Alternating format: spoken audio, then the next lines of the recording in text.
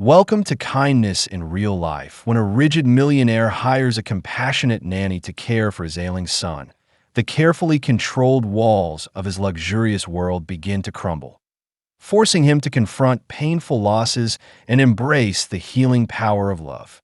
Join us as we explore how unexpected kindness can break down even the most formidable barriers and lead to a renewed spirit.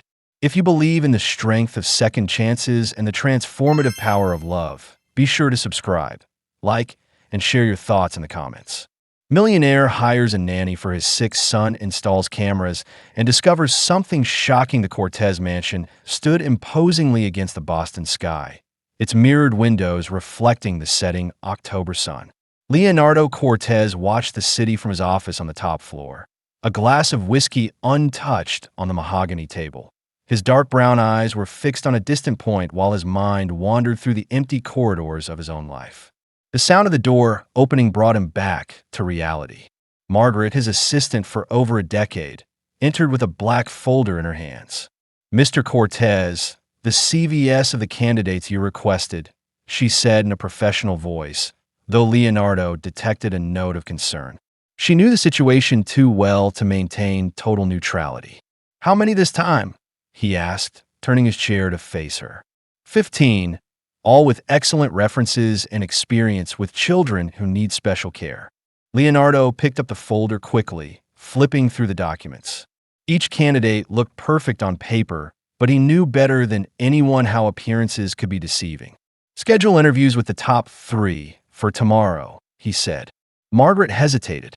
"Dr. Matthews called. He insists that Lucas needs stability. Changing babysitters every 2 months isn't what I pay Dr. Matthews to look after my son's health, not to give me advice on how to run my household." Leonardo cut in, his voice as icy as the wind outside. Margaret nodded, recognizing the cue to leave. Before she left, however, she stopped at the door. Lucas asked, "Would you have dinner with him tonight?" A muscle tensed in Leonardo's jaw. "I have a video conference with investors in Tokyo." "Tell him." He paused, remembering the disappointed expression his son always had when he received his apology. "Cancel the conference. I'll be there at 7. Alone again. Leonardo opened the top drawer of his desk and took out a photograph.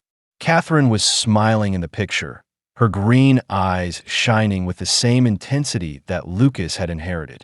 5 years had passed since the accident, but the pain remained as vivid as on the first day. Downstairs, he heard Lucas's characteristic cough followed by the gentle voice of Mrs. Peterson, the temporary nanny. She was the 5th this year. Leonardo knew he needed to find someone permanent, but the idea of entrusting his son's care to a stranger terrified him. Walking down the marble stairs, he found Lucas in the living room, wrapped in his favorite blanket, watching a documentary about the oceans. When Lucas saw him, the boy smiled, and Leonardo felt the familiar tightness in his chest. Lucas was a living image of Catherine, from his golden curls to the fresh freckles that dotted his nose. "Dad, are you having dinner with me tonight?" "Yes, champ. How about we order that pizza you like?" Lucas's eyes lit up, but then a cough shook him. Mrs. Peterson approached with the inhaler, and Leonardo watched helplessly as his son struggled to breathe. Moments like this reminded him of how much was at stake, how much he needed to protect the only person who still mattered in his life.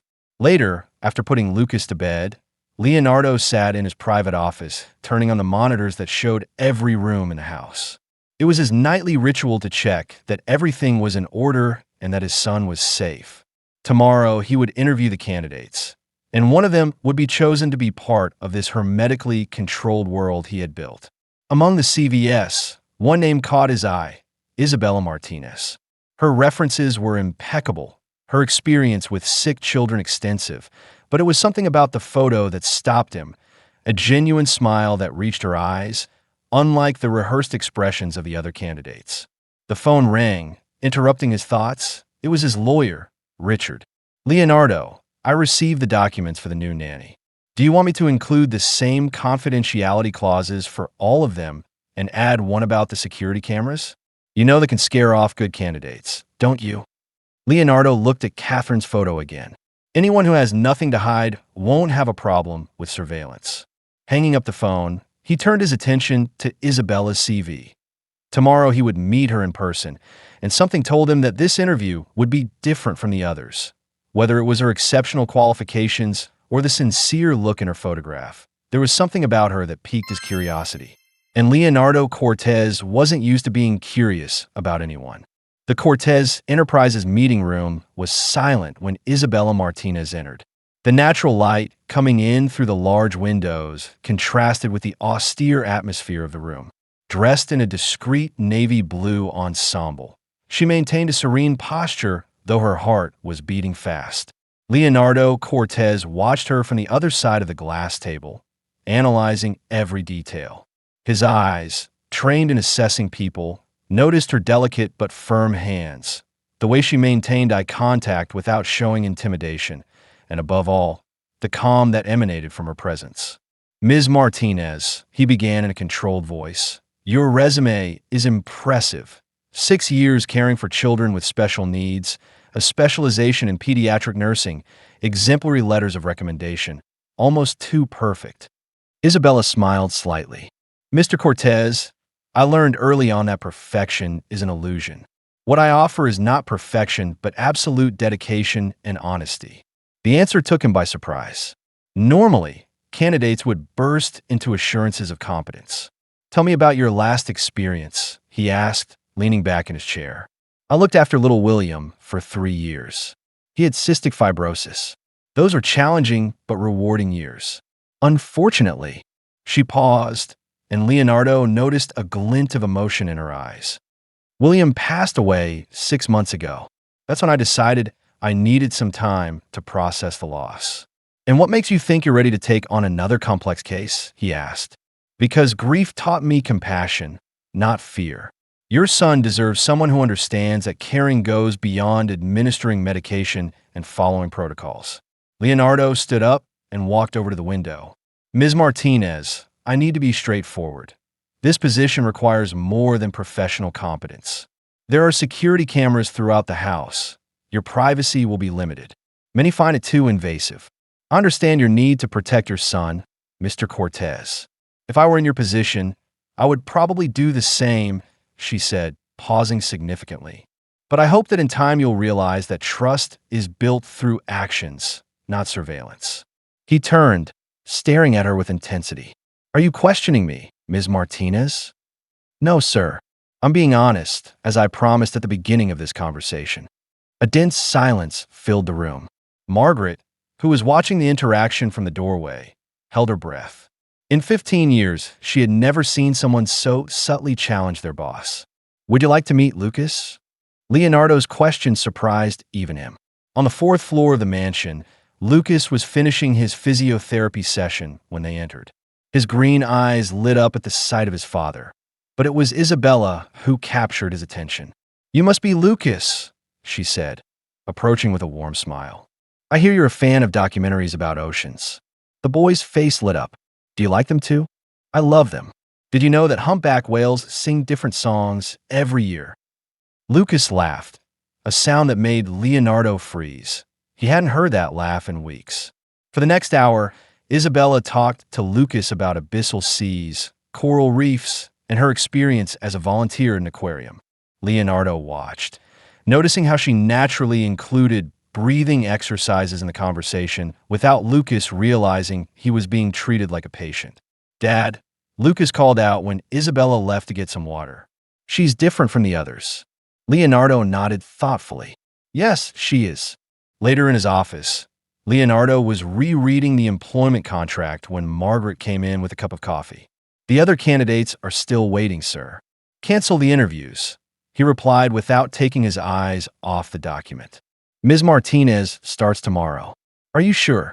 She was quite frank during the interview. Leonardo looked up. Precisely why Lucas needs someone who isn't afraid to tell the truth, even if it means confronting me occasionally. That evening, while checking the cameras one last time, Leonardo stopped at the recording of the conversation between Isabella and Lucas. There was something about the way she interacted with his son, a mixture of professionalism and genuine affection, that he couldn't ignore. His phone vibrated with a message from Richard. "Contract sent to Ms. Martinez." She has already signed and returned it. Start tomorrow at 7 a.m. Leonardo looked at the photo of Catherine on his desk. What would you think of her, my love? He whispered into the silence. The answer came in the form of a memory. Catherine always said that eyes don't lie, and Isabella Martinez's eyes conveyed a truth he couldn't deny. Closing the monitors, Leonardo allowed himself a moment of hope. Maybe, just maybe, I have found someone who could bring light not only into Lucas's life, but into the whole house that has lived in shadows for so long. At dawn, a soft mist covered the gardens of the Cortez mansion. Isabella arrived punctually at 7 o'clock, carrying a modest bag and a small package wrapped in colored paper. Margaret greeted her in the entrance hall, her heels echoing on the marble floor. Mr. Cortez is video conferencing, but he left detailed instructions about Lucas's routine, Margaret explained, guiding her up the stairs. The list of medications, schedules, and emergency contacts is in his room in the hallway on the second floor. They stopped in front of the door decorated with phosphorescent stars. Margaret hesitated before opening it. Ms. Martinez, Lucas had a difficult night. The change in temperature always affects his breathing. A few minutes of morning sun would be beneficial for him. Absolutely not.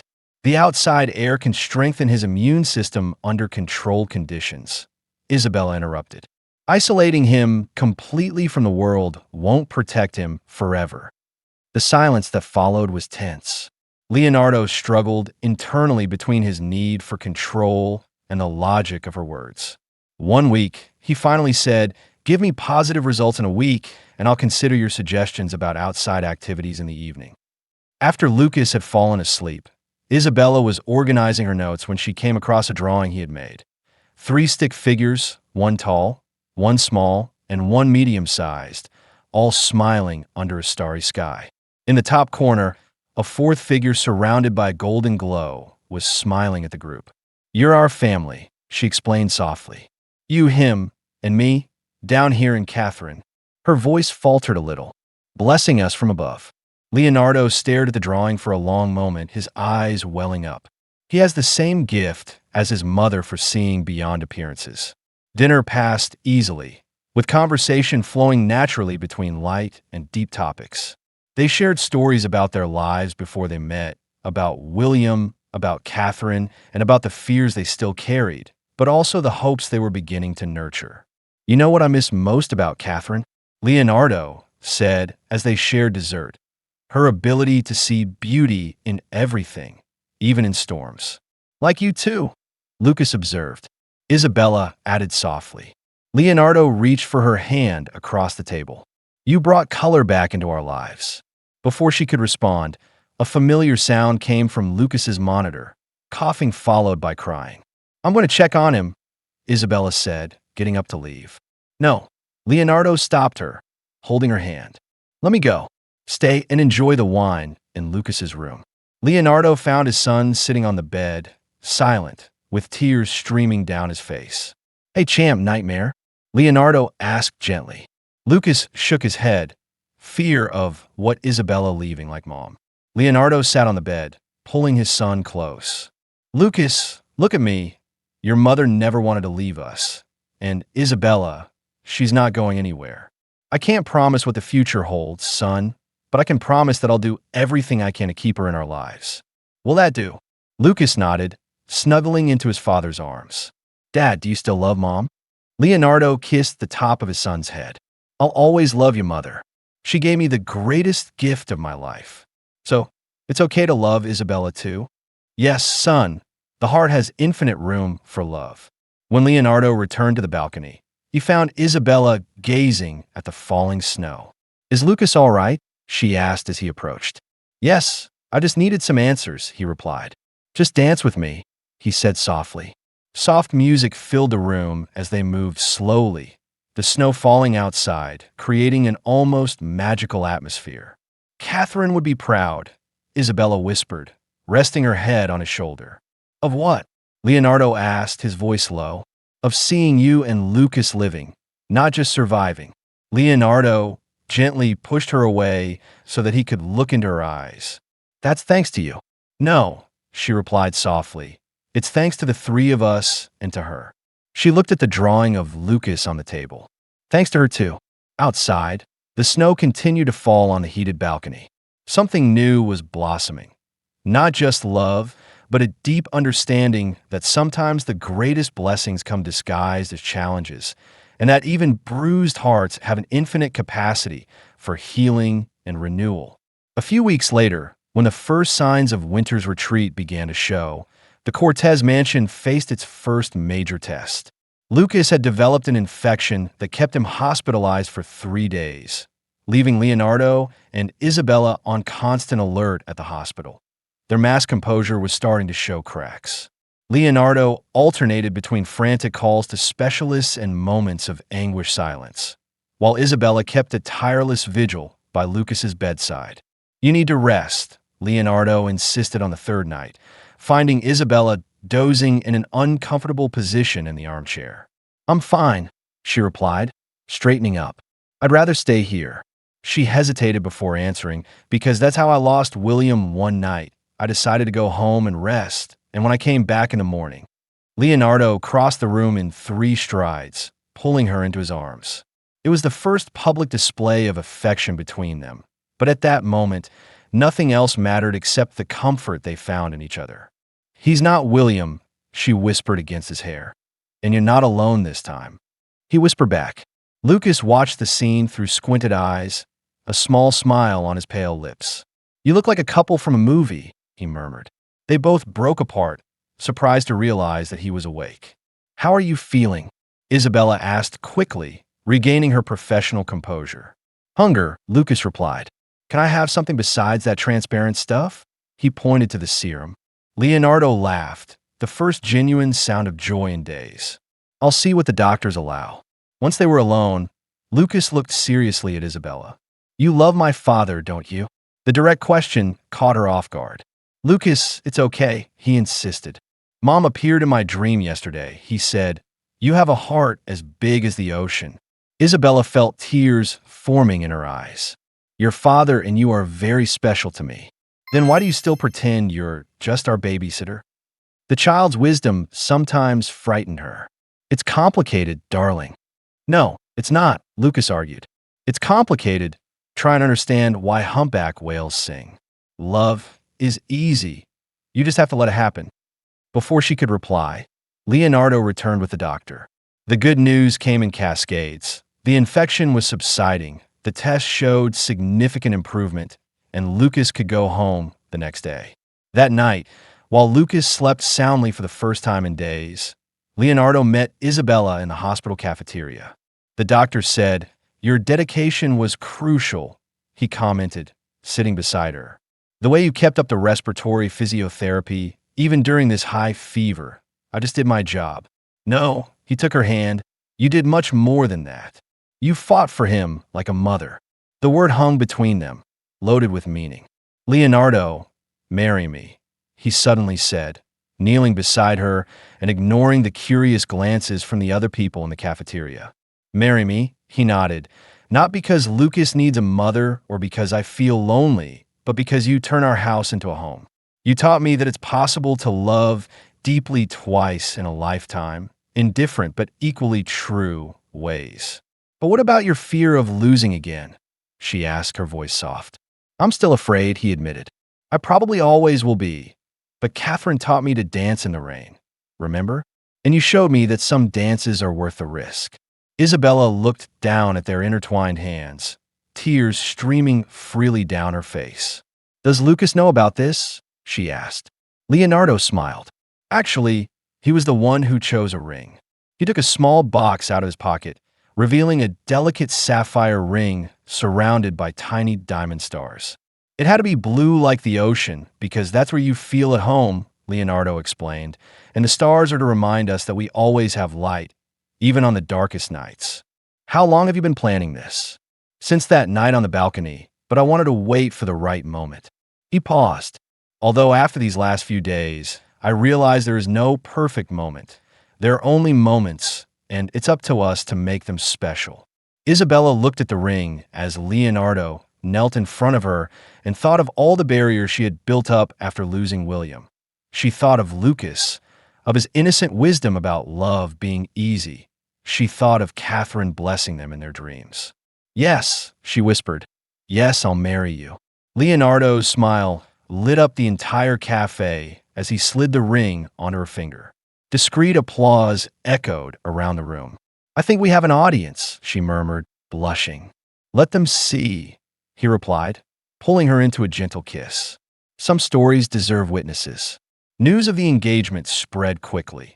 Margaret was the first to notice the ring on Isabella's finger when they returned from the hospital, and her knowing smile said that she probably already suspected it would happen. Isabella's transition from Nanny to Leonardo Cortez's official fiancé generated buzz in Boston's high society. The gossip papers tried to create sensational stories, but the dignity with which the couple handled the situation, always putting Lucas's well-being first, soon silenced the meanest tongues.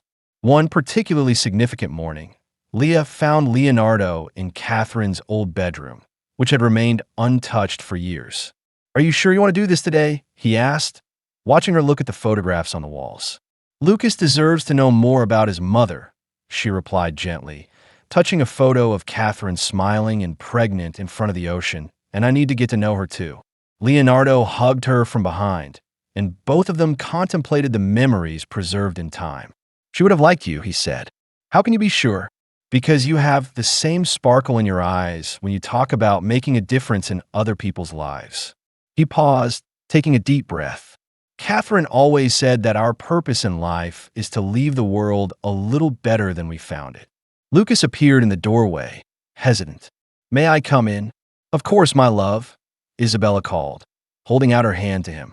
The boy approached cautiously, his green eyes so similar to his mother's, taking in every detail of the room. "She likes to collect shells," explained Leonardo, showing a shelf full of different specimens. Each one had a story, like this one. Lucas picked up a delicate pink shell.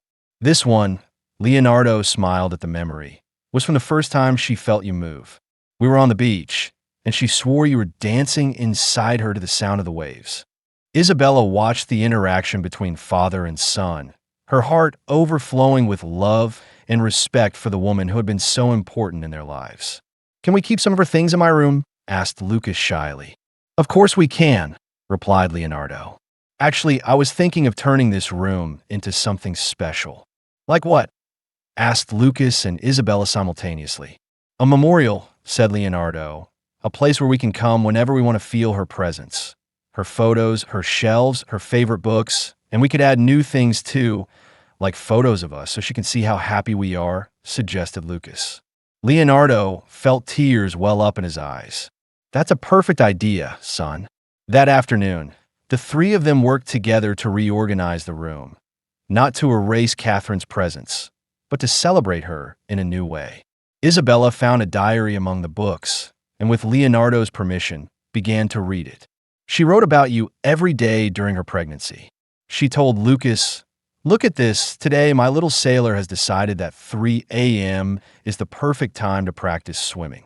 Leonardo said, "He'll be an Olympic athlete, but I bet he'll be an ocean explorer." Lucas laughed. "I love to see that." While sorting through the photographs, they found a particularly touching one of Catherine dancing in the rain. Her face lifted to the sky, radiant with happiness. "This was on our wedding day," explained Leonardo. "It started raining during the reception, and instead of getting upset, she pulled everyone out to dance in the garden." Isabella smiled, imagining the scene. She really knew how to turn ordinary moments into extraordinary ones. Later that night, after Lucas had gone to sleep, Leonardo found Isabella on the balcony gazing at the stars. "What are you thinking about?" he asked. "About how love has many forms," she replied. "About how it's possible to honor the past while building the future." He hugged her, feeling the engagement ring between their intertwined fingers. "Do you know what Catherine wrote in her last diary?" Leonardo asked. Isabella shook her head. "True love is not possessive. It is like the ocean. It has infinite space to hold all the currents, all the tides, all the lives that pass through it." She was very wise. Yes, she was.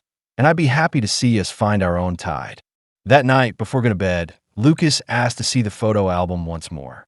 On the last page, he had put the drawing he had made of his new family, including Catherine's golden glow in the sky. Now it's complete, he said. Perfect, replied Isabella, and Leonardo exchanged an emotional look. It was not because we replaced what had been lost, but because we learned that love has the power to expand, to create new spaces without diminishing the old ones. And somewhere, Catherine smiled, pleased to see that her family had found not just comfort, but a new form of happiness. The wedding day dawned with special clarity. The Cortez mansion had been transformed into a setting that blended elegance and intimacy. The ceremony would take place in the winter garden, where white and blue flowers created an atmosphere reminiscent of an illuminated seabed. Isabella was getting ready in her old bedroom, now converted into a temporary bridal suite. Margaret was helping with the last details of the dress, a simple ivory model with details that resembled soft waves. "Something's missing," said Margaret, adjusting the veil. Lucas entered the room at that moment, impeccable in his little tuxedo, carrying an old box. "Dad asked me to give you this," he said, holding out the package to Isabella. Inside was a pearl necklace and a handwritten note. "Dear Isabella, Catherine wore these pearls at our wedding. She said they were special because, like true love, they were formed through time, patience, and adversity. Today, they belong to you, not to replace memories, but to create new ones with love." Leonardo's tears threatened to ruin his carefully done makeup. Margaret quickly intervened with a handkerchief. "Let me help you with the necklace," she offered, her voice breaking. "Lucas, you look beautiful. You look like a mermaid." Isabella knelt down to meet him, taking care with her dress. "And you look like a real prince, my love. Can I tell you a secret?" he whispered. "Of course. I dreamed about Mom yesterday." "Really? And what did she say?" "That she's happy because now she's sure we'll never be alone." He paused, and she asked me to say thank you for looking after Dad's heart in the winter garden. Leonardo waited anxiously. The judge was already in place, and the few selected guests had taken their seats. Soft music began to play, not the traditional wedding march, but an oceanic melody reminiscent of whale songs. Lucas entered first, carrying the wedding rings. Then all breaths were taken away when Isabella appeared. Leonardo felt his heart stop for a moment when he saw the pearl necklace around her neck. It was as if Catherine was there, blessing this union. "We are gathered today," the judge began, "not only to celebrate a union, but to honor the journey that has brought these souls to this moment." During the vows, there wasn't a dry eye in the garden. Leonardo began, "Isabella, I promise not only to love you, but to honor the story that brought you to me. I promise to be a safe haven for you, and Lucas, I promise to dance in the rain when life gets heavy, and I promise to keep alive the memory of the love that came before me." Isabella, her voice trembling slightly, said, "I promise to honor every part of who you are, to celebrate your strength and kindness, and to create with you and Lucas a future full of stars and waves. I promise to always remember that some storms bring blessings in disguise, and that true love knows no limits of time or space." Lucas, in his moment, placed a hand over the rings and surprised everyone with his own words. "I promise to be the best son for both of you and to keep all the love in my heart, that which is here and that which protects us from above." During the reception, which took place in the main garden, a light drizzle began to fall. Instead of running inside, the bride and groom smiled at each other. "I think someone wants us to dance in the rain," said Leonardo, holding out his hand to Isabella. The band started playing a soft version of Lair, and soon all the guests joined in, dancing in the gentle rain. Lucas twirled among the adults, his crystal clear laughter mixing with the music. Later, as the party began to wind down, the three of them met on the balcony, watching the rainbow that had formed. "Look!" exclaimed Lucas, pointing to the sky. "7 colors, like the 7 colors of love." "7 colors of love?" asked Isabella, curious. "Yes. Red is Mom's love, which is still here. Orange is Dad's love for us. Yellow is my love for you. Green is nature's love. Blue is your love, Isabella. Indigo is the love that is coming. And violet," he smiled mysteriously, "is the love we don't know yet." Leonardo and Isabella exchanged emotional glances. Somehow, that child had perfectly summed up the complexity of their feelings. "You know what?" said Leonardo, hugging them both. "I think I finally understand what Catherine meant about dancing in the rain." "What?" asked Isabella. "That sometimes we need to let life surprise us, that the best moments come when we least expect them, and that love, true love, has many ways of manifesting itself." Night fell softly over the Cortez mansion, now no longer a place of shadows and fears, but a home where different kinds of love coexisted harmoniously. In Catherine's memorial room, a gentle breeze swayed the curtains, making the shells hanging in the window tinkle like a last blessing for the family who had learned that love, in all its forms, is eternal. In conclusion, the journey at the Cortez Mansion reminds us that even the deepest wounds can heal through love, resilience, and forgiveness. Leonardo, Isabella, and Lucas have shown us that rebuilding a broken legacy isn't about erasing the past. It's about transforming pain into a foundation for a brighter future. Their story teaches us that vulnerability is not a weakness, but a strength that opens the door to healing and new beginnings. Despite the challenges of loss, betrayal, and uncertainty, they discovered that genuine care and mutual support can restore hope and create a legacy of love that endures. This narrative encourages each of us to cherish our loved ones and to embrace the possibility of change, even when it seems impossible. It serves as a powerful reminder that every setback is an opportunity for growth, and every act of compassion can light the way to redemption. Thank you for joining us on this heartfelt journey. Please subscribe to Kindness in Real Life, leave a like, and share your thoughts in the comments. Your engagement inspires us to continue sharing stories that celebrate second chances and the enduring power of the human spirit. Let us all remember that no matter how challenging our path, love always finds a way to renew and uplift us.